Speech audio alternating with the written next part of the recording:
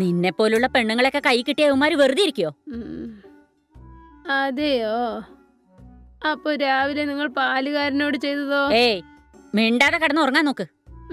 ആവശ്യമില്ലാതെ പറയരുത്. വായ തോന്നിയത് സംസാരിക്കുന്നോ? ഇപ്പോഴല്ല, ഇതിനൊക്കെ മറുപടി ഞാൻ രാവിലെ പറയാം. കിടക്ക്. ഛേ.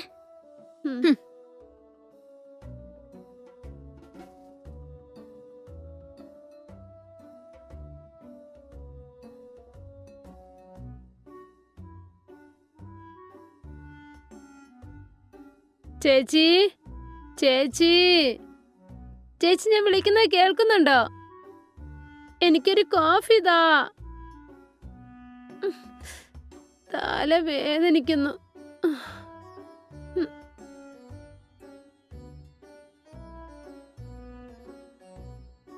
ചേച്ചി, നിനക്ക് കാപ്പിയല്ല തരേണ്ടത്, മോരാ തരേണ്ടത്. എന്നാലേ നിന്റെ ബോധം തെളിയുള്ളൂ. എണീക്ക്, വേഗം എണീക്കാൻ നോക്ക്.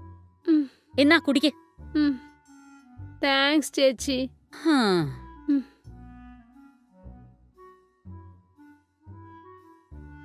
ശരി, കുടിച്ചത് മതി. പോയി റെഡിയാവാൻ നോക്ക്. ഞാനൊന്ന് കിടക്കട്ടെ. ഒന്നും പറയണ്ട, എണീക്ക്. എണീറ്റ് വരാൻ. ചേച്ചി, ശരി, മിണ്ടാതെ പോ. ചേച്ചി. അയ്യോ, ഇവള് നേരെയാവൊന്നും തോന്നുന്നില്ല. തീരെ അനുസരണ ഇല്ല.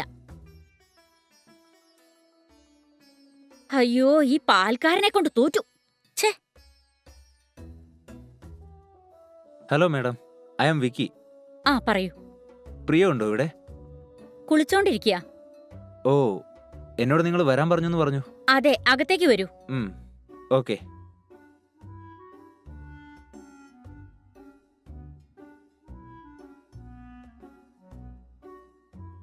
ഇരിക്കട്ടോ, ഞാൻ പാലെടുത്തോണ്ട് വരാം. പാല് കൊണ്ടുവരാൻ ഇതെന്താ ഫസ്റ്റ് നൈറ്റോ? എനിക്ക് കോഫി മതി മാഡം.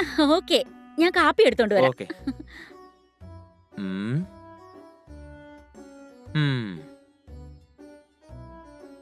പ്രിയേ, പ്രിയേ. ആ, നേരെ എത്രയായടി? കുളിക്കണ്ടേ? നീ എന്താ അതിനകത്തിരുന്ന് ഉറങ്ങാണോ? അകത്ത് വന്ന് നോക്ക് ചേച്ചി. ഒന്നും വേണ്ട, വേഗം കുളിച്ചിട്ട് വന്നാ മതി.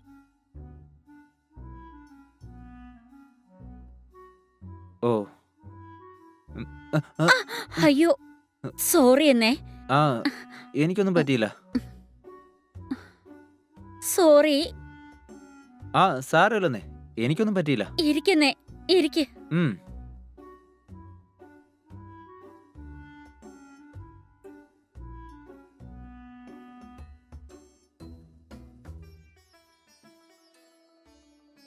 ഓ, നീ വന്നിരിക്കാണോ? ഒരു മിനിറ്റ്, ടെസ്റ്റ് ചേഞ്ച് ചെയ്തിട്ട് വരാം. യാ, ഓക്കെ. വേറെന്തൊക്കെയാ വിശേഷം? നിങ്ങൾ തന്നെ പറ.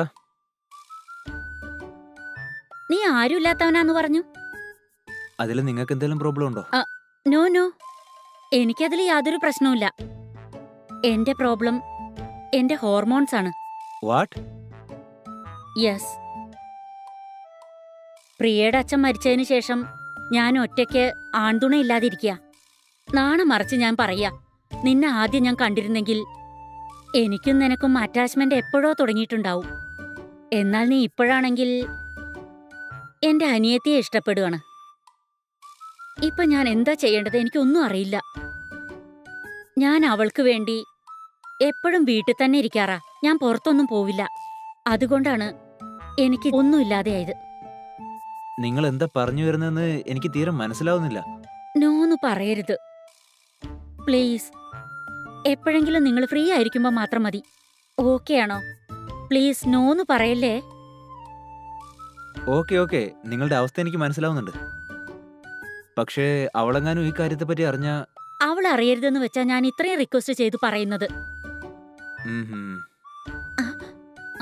ചേച്ചി, അരവിന്ദിന് ചേച്ചിക്ക് ഇഷ്ടായോ? എനിക്ക് നല്ല ജോഡിയല്ലേ? 100% ആണ്. താങ്ക് യു ചേച്ചി.